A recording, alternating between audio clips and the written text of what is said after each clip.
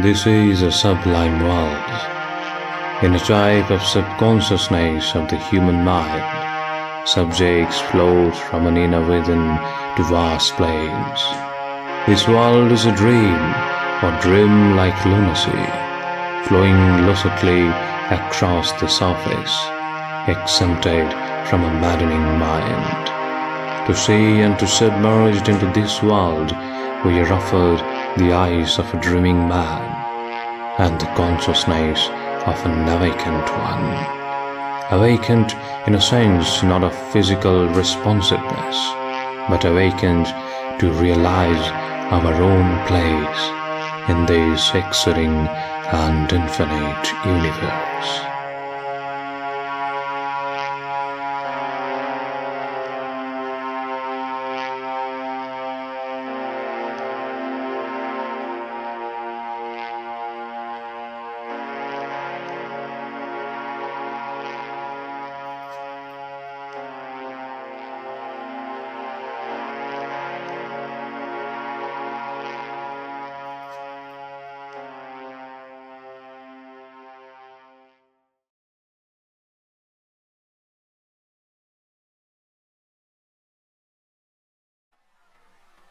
To begin with the story of Sanatan Saha and his dreamy world of paintings, we must delve back into his childhood.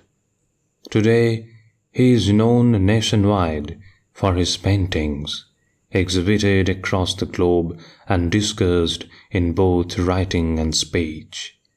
But the root of all his creations can be traced back to his beautiful childhood days in the Indian countryside, where he was born in 1975 and brought up. During that time, in that place, being exposed to the vividness of nature and its seasonal changes was already a formative influence on his mind and vision. Subconsciously, he was deeply connected to nature. A child's curiosity and discoveries were nurtured by the natural elements: water, trees, soil, foliage, clouds, birds, animals, and all the rest. They all played their roles for the future. Decades later, they would emerge from the memories of its childhood onto the vast canvas of an artist.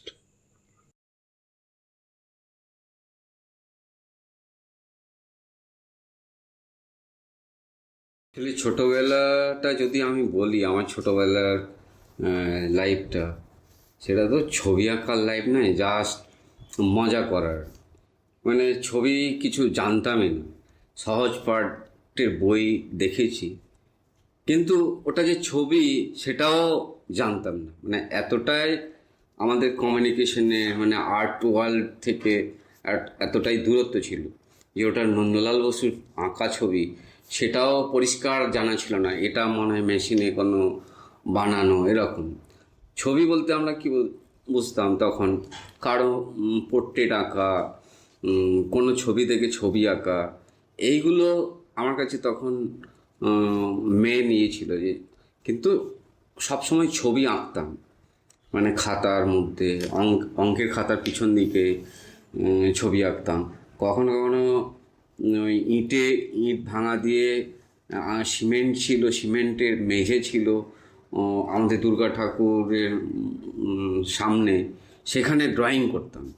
মানে মনে মনে আর কি drawing করার ইচ্ছে জাগতো, যে এরকম একটা চোখ, এরকম মুখ, মানে ম্যাক্সিমাম মুখ আঁকতাম।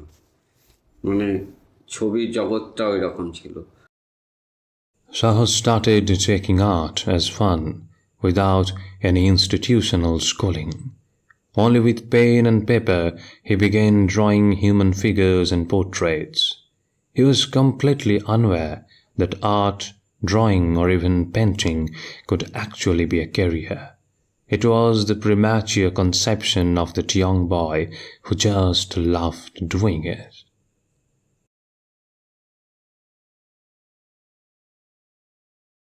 আস্তে আস্তে যখন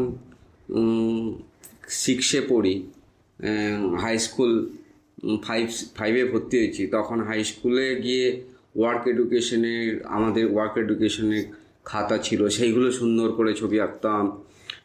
লাইফ সায়েন্সের ছবি আঁকতাম, ফিজিক্যাল সায়েন্সের ছবিগুলো যত্ন করে আঁকতাম এবং অন্যদের সবার আমি এঁকে দিতাম এরকম আর কি। তারপরে স্কুলে বোর্ডে হয়তো আগে স্কুলে গিয়ে একটু ছবি আঁকলাম, আবার মুছে ফেললাম, এরকম করে ছবি আঁকা হতো। After grade 5, as there was no higher schooling in his village, Saha was admitted to a school miles away from his home. He had to commute that distance on foot regularly, but for him, it was not merely a distance, but rather a journey through natural marvels.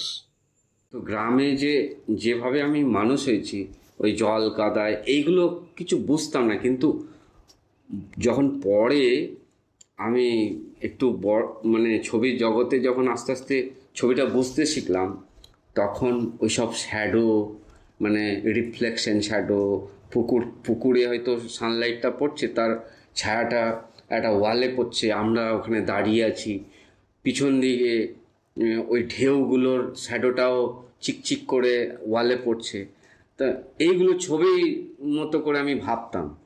তা ওই রকম ভাবতে ভাবতে composition শুরু করতে লাগলাম। মানে গ্রামের কেউ হয়তো ঘুঁটে দিচ্ছে, কেউ হয়তো ছাগল নিয়ে যাচ্ছে, এইরকম ড্রয়িং শুরু করলাম। এগুলো আমার ভিতর থেকে, মানে আমার কোনো টিউটর বা আঁকার টিচার কেউ ছিল না যে কারো কাছে আমি শিখতাম বা কিছু। আমি নিজে খুশিতে আঁকতাম। আমার গ্রামের জিনিসপত্রগুলো, ইমেজগুলো আস্তে আস্তে ড্র করতে লাগলাম। তখন ওই পোর্ট্রেট আঁকা, ওটা থেকে আস্তে আস্তে শিফট হতে লাগলাম একটা কম্পোজিশনে। সেটা আমার ভিতর থেকে সাড়া দিল আর কি, যে একটা সাবজেক্ট, কিছু একটা সাবজেক্ট আঁকতে হবে। তো সেই সাবজেক্টের উপরে একটা জোর এলো। এবার পুকুরের ঘাট, তাল গাছ, এরকম অনেক ছবি যখন ছোট ছোট ড্রয়িং করলাম খাতায়, সেইগুলো আবার ওয়াটার কালার তো আমার কাছে ছিল না, মানে সেইভাবে আমরা ওয়াটার কালার পাইও নি। তাই ওই ঠাকুর বানানোর যে রং, আমাদের বাড়িতে দুর্গাপুজো হয়, সেই ঠাকুর বানানোর রং পড়ে থাকতো, সেই রঙগুলো দিয়ে আমি তখন পেপারে একটু করে কালার করতে লাগলাম। তখন আমার আরও ভালো লাগলো যে বাহ, এগুলো পেন্সিল আর পেনের যে ড্রয়িং করছি, এগুলো রং করলে তো আরও ভালো লাগবে। তখন ওদের ব্রাশ দিয়ে, ওদের সেই গরুর লেজের চুল দিয়ে ওরা ব্রাশ বানাতো, হ্যান্ডমেড ব্রাশ, সেই ব্রাশগুলো দিয়ে আমি ওখানে রং করতাম। এই যে কালার যখন ট্রান্সফার হলো, তখন আমার ছবিটা একটা অন্য রকম হলো। Upon completing his secondary education, he had to enroll in some college for his higher secondary education. Thus, he was admitted to Lappu College. Here, he met a teacher who changed his ideas about art and guided him on the path to Kalavavana. এবার যখন 10 pass করে, মাধ্যমিক pass করে আমি কলেজে ভর্তি হলাম, তখন ওই ছবিগুলো আমার এক মাস্টারমশাই দেখলেন। ওনার নাম ছিল কৃষ্ণ পাঠক। তা আমি ওনার কাছে টিউশনি পড়তাম। উনি ওই কাজগুলো দেখে আমাকে খুব ইন্সপিরেশন দিলেন যে তুমি শান্তিনিকেতনে যাও। তারপরে আমি শান্তিনিকেতনে একবার ঘুরতে এলাম। এখানে এসে এই পুরো এই জগৎটাকে দেখলাম আলাদা করে। After several visits to Shantiniketan, the young mind started blooming in different directions. His introduction to formal art education had its root in these initial encounters with Shantiniketan. Later, Saha decided to pursue art as a career and intended to join Kalavabna. However, a bachelor's degree in fine arts for 5 years seemed too long for him, so he chose to join a certificate course instead. কলাভবন যখন আমি certificate কোর্সে ভর্তি হতে এলাম, মানে actually আমি certificate কোর্সে ভর্তি হওয়ার জন্য আসিনি, আমি এসেছিলাম বিফাইন করার জন্য। এবার বিফাইন তো 5 বছরের একটা কোর্স, তখন মনে হচ্ছে যে 5 বছর কিভাবে আমি কমপ্লিট করব, এতটা সময় বাড়িতেও এতটা 5 বছর আমাকে সারভাইভ করতে পারবে কি না, মানে পুরো মানে খরচ চালাতে পারবে কি না, সেই অনুপাতে সার্টিফিকেট কোর্স 2 বছরের কোর্স, ওটাই আমি অ্যাডমিশনের জন্য রেডি হলাম। সার্টিফিকেট কোর্সে যখন কাজ করছি তখন সেখানে মনে হচ্ছে যে ছবি আঁকাটা আমার কাছে হচ্ছে না, শুধু ডিজাইন শিখছি, ড্রয়িং শিখছি, 2 বছর ধরে এক্সপেরিমেন্ট করছি বাটিক, বান্নি ডিজাইন। কিন্তু একটা মজার জিনিস হলো যে ওই 2 বছরে আমি অনেক কিছু শিখেছি। ওই মানে সারফেস কী জিনিস, একটা বান্নি যখন কাপড়ে ডাই করছি বেঁধে বেঁধে, যে একটা ন্যাচারালি একটা কালার তৈরি হচ্ছে, একটা ব্লু ডাই করছি তখন হোয়াইট ব্লু মিশিয়ে অসাধারণ একটা টেক্সচার তৈরি হচ্ছে। এইগুলো আমাকে ছবির মধ্যে একটা যখন পরবর্তীকালে আমি যখন ছবি আঁকি, এইগুলো আমাকে খুব উৎসাহিত করেছিল।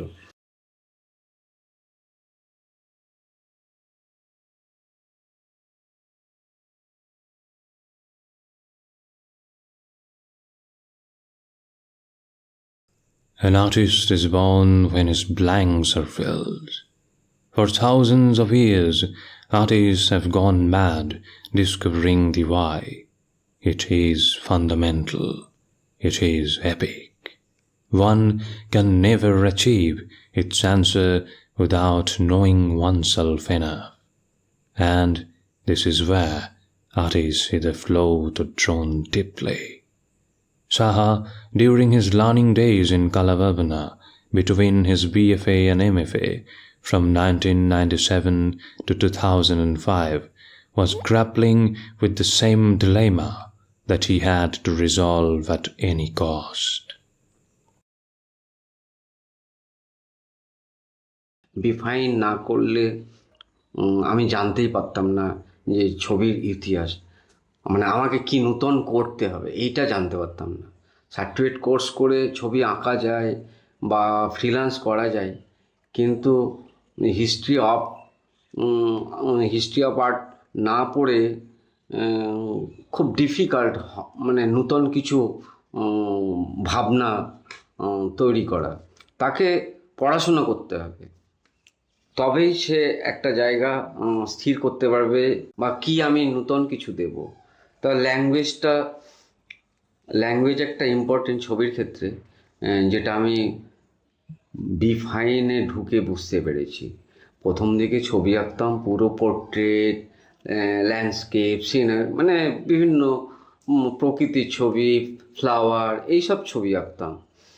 কিন্তু নিজেকে একটা ল্যাঙ্গুয়েজে মানে নিজের কাজটাকে একটা নিজস্ব ল্যাঙ্গুয়েজে পরিণত করতে গেলে বিফাইনে না করলে কখনো হয় না। তখন আমি বিফাইনটা আবার পুনরায় আবার পরীক্ষা দিলাম, বিফাইনে ঢুকলাম, তখন ছবির ইতিহাস সম্বন্ধে অনেক কিছু জানলাম। এবার নিজেকে কি করতে হবে সেটা আমি বুঝতে পারলাম। It was during the dark nights, when human minds were deep in sleep, that he unfolded the layers of his thoughts and discovered his paths to fill all the blanks. Not just ideas, but techniques, textures, and style underwent serious experimentation, which latter became the most noticeable features of his paintings. The paintings of that time were heavily influenced by these great struggles and the engulfing darkness.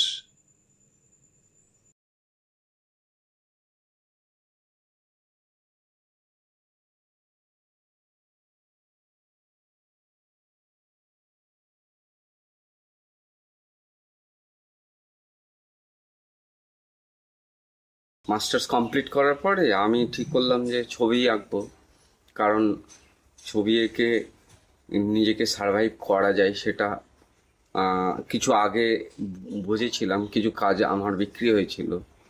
তারপর কাজ শুরু করার জন্য আমি এখানে বাড়ি ভাড়া নিয়ে কাজ শুরু করলাম। সেখানে আইকন গ্যালারি আমাকে একটা গ্রুপ শোয়ের অফার দিল, যেটা যশী চক্রবর্তী কিউরেট করেছিলেন 10 আর্টিস্ট। ওটার শোয়ের নাম ছিল ইস্টার্ন এজ। সেই শোয়ে আমার 4টে কাজ ছিল। সেটা তখন 7th ইয়ারের কাজ, মানে ওই সময়ে কাজ করেছিলাম। সেই কাজগুলো খুব অ্যাপ্রিসিয়েট হয়েছিল ওই শোয়ে। মানে আমার প্রথম সূচনা হলো যে অ্যাব্রোডে একটা শো হলো, সেখানকার মানুষ অ্যাপ্রিসিয়েশন আমার কাজ করলো। তখন আমার একটা নতুন দিক তৈরি হলো। দিক তৈরি মানে কাজই করব, একদম কংক্রিট একটা ডিসিশন নিলাম। 2008-এ আমার 16 শো হয়েছে। সেই কাজগুলো অনেক কাজ করেছিলাম, প্রায় 20-25টা কাজ আইকন গ্যালারিতে পাঠিয়েছিলাম 16 শোয়ের সময়। শোটা হলো 2008 সালে। সেটা আমার আমার জীবনের প্রথম 16 শো, সেটা আমার বিদেশে। In 2008, Saha's first solo show debuted in the USA at Icon Gallery. His works were appreciated far from home, which motivated him greatly. His style was introduced to the wider world, and in return his style received compliments. It was the kind of start that any art practitioner would leap to grab. তাই এই অ্যাপ্রিসিয়েশনের জন্য আমার কাজের আরও পরিবর্তন শুরু হলো, যেটা কাজের মধ্যে আমার একটু প্রকৃতিকে নিয়ে আমার যে সারফেস ক্রিয়েট করছি, যে টেক্সচার, সেই টেক্সচারের ক্লামজি একটা প্রচণ্ড বিজি ক্যানভাস আমার মধ্যে মানে ওই ডার্ক ফেজ থেকে লাইট ফেজে একটা যে শুরু হলো, সেটা অনেক বেশি সারফেসে একটা টেক্সচার বেশি ক্রিয়েট হলো। মানে সেখানে আলো অন্ধকার যে ছবি ছিল, তার থেকে আমার মধ্যে আরো কালার এলো। মানে অনেক অনেক কালারফুল হলো ছবিটা। মানে কাজগুলো অনেক কালারফুল, যেখানে আমি কোনো বাউন্ডেশনই রাখতাম না যে এই কালারের সাথে এইটা যাবে না, এই কালারের সাথে এইটা যাবে না। কারণ কাজ করার সময় আমি কখনো ভাবতাম না যে এই কালারটা দেবো কি দেবো না। কারণ আমার মনের ইচ্ছেটাই তখন কাজের মধ্যে খুব একটা সচ্ছল সাবলীল ভাবে কালারগুলো প্লে করতাম।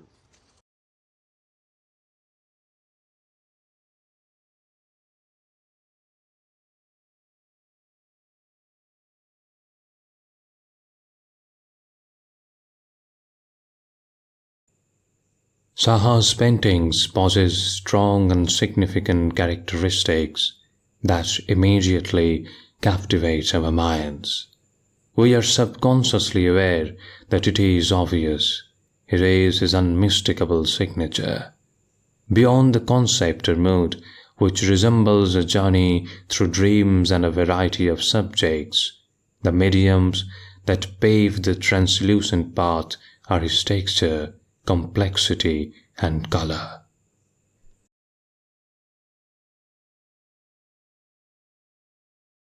আমি কাজ করার সময় সাধারণত কোনো ড্রয়িং বা লেআউট কিছু করি না, ডাইরেক্ট পুরো যখন আমি কালার লাগাই, ব্রাশ দিয়ে যখন কালার লাগাই, তখন প্রথম থেকেই আমার একটা সারফেস, মানে ব্রাশটা দিয়ে এই যে ইয়েলো আকারটা কোট করেছি, ফার্স্ট লেয়ারটা দিয়েছি, তখনই ব্রাশের মধ্যে ওই ইয়েলো আকারেরই একটা টেক্সচার শুরু হতে থাকে। কারণ ওই যখন ব্রাশ চালাই, ওই চালাতে চালাতে আমি ছবির কম্পোজিশন তখন মেমোরিতে আমি তৈরি করি। তারপরে যে এখানে এই কালার দেবো, ওখানে এই কালার, মানে কালার নিয়েও আমি ভাবি না। আমার কাছে সমস্ত কালার রেডি থাকবে, লিকুইড। যখন যেটা আমার ভালো লাগে, প্রয়োজন মনে হয়, যেখানে যেমন প্রয়োজন মনে হয়, স্ট্রাকচার বুঝে আমি কালার তখন অ্যাপ্লাই করি। আর সেটা আমার খুব স্পন্টিনিয়াস কালারগুলো আসে, সেই জন্যে টেক্সচারগুলো, সারফেস নূতনভাবে অনেক কিছু সারফেস মাল্টিপল ডাইমেনশন তৈরি হয় কাজের মধ্যে, colour plus structure plus texture. ওই জন্য আমার কাজের মধ্যে একটা মাল্টিপল ডাইমেনশন ক্রিয়েট হয়, যাতে ভিউয়ের চারিদিক দিয়ে ছবিকে মুভমেন্ট করতে পারে, চারিদিক দিয়ে ছবিকে দেখতে পারে, মানে ভিউয়ের কোথায় দিয়ে ঢুকবে কোথায় দিয়ে বেরোবে, এটা আমি একটা ইলিউশনের মধ্যে রাখি। Texture in his paintings is like the foundation laid for dreams to flourish and seep into our minds.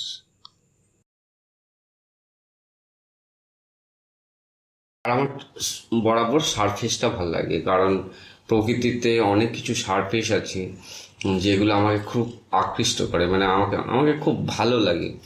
R surface এমন একটা জিনিস, টেক্সচার, যে কোনো মানুষকে এটা নাড়া দেয় যখন চোখ দিয়ে দেখে কোনো একটা টেক্সচার, একটা ওয়ালের ড্যান্টেড ওয়ালের টেক্সচার, বা তখন মানুষকে দাঁড় করিয়ে দেয়। এমন কিছু অঘটন ঘটে টেক্সচারের মধ্যে যে মানুষ ফর্ম খুঁজে বেড়ায়। তো সেই সমস্ত জিনিসগুলো আমার ছবির চারিত্রিক বিষয়গুলো আমার ছবির মধ্যে রাখার চেষ্টা করি। By his essence, Saha is nurtured by nature. His freedom is in nature. His soul is bound to nature. His memories are of playing within nature. His peace is found in loving nature. Thus, his textures are inspired by natural textures that he discovers through his endless introspection of nature up close.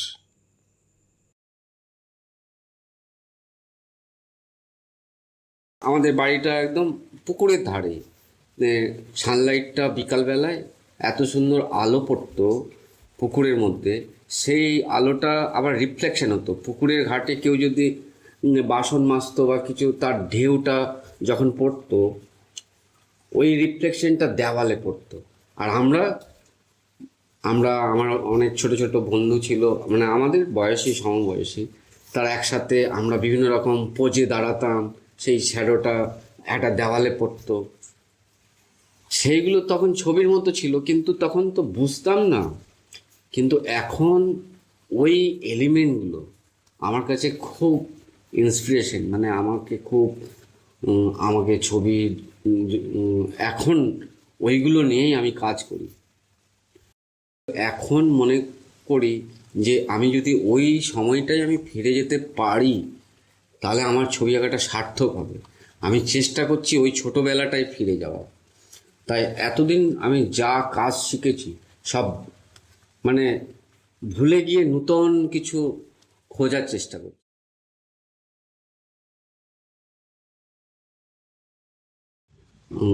অনেকে বলে যে তোমার কাজের মধ্যে architecture বা কোনো construction, কোনো building, কোনো কংক্রিটের এগুলো দেখতে পায় না।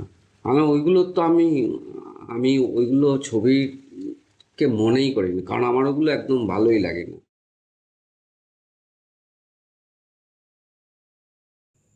Complexity is another important characteristic, not only in subjects but also in ideas. Complexity is a mirror reflecting today's human minds. In this world, our minds are not blank nor serene like those of our medieval ancestors. Rather, they have become a vessel for a million unbound thoughts. Saha doesn't seek to refine it or escape its reality. Thus, he paints it as it is.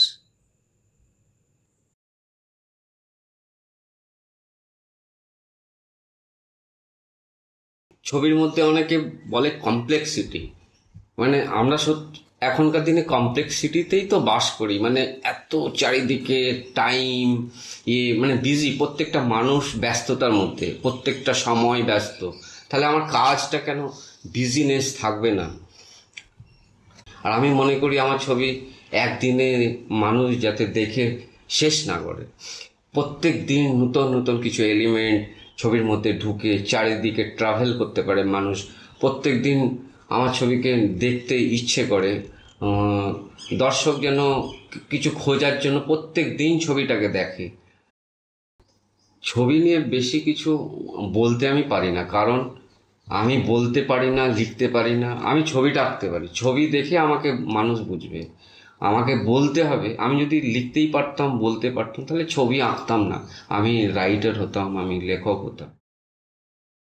আমি ছবির মধ্যে বলতে চাই, তাই আমি ছবিটাকে মানুষকে দেখাতে চাই। For him, the canvas is a sea, or to create a sea, in which he himself is the creator and voyager. In this journey, whereas the destiny is unknown, nothing is predetermined, just as our dreams or speeches are not. Here he creates layers upon layers, adds subjects upon subjects, flowing into every other corner as if in ecstasy. Every ripple of color is a ripple of his thoughts. For him, painting is a mood. Painting is speaking a language or screaming it, which has no other medium.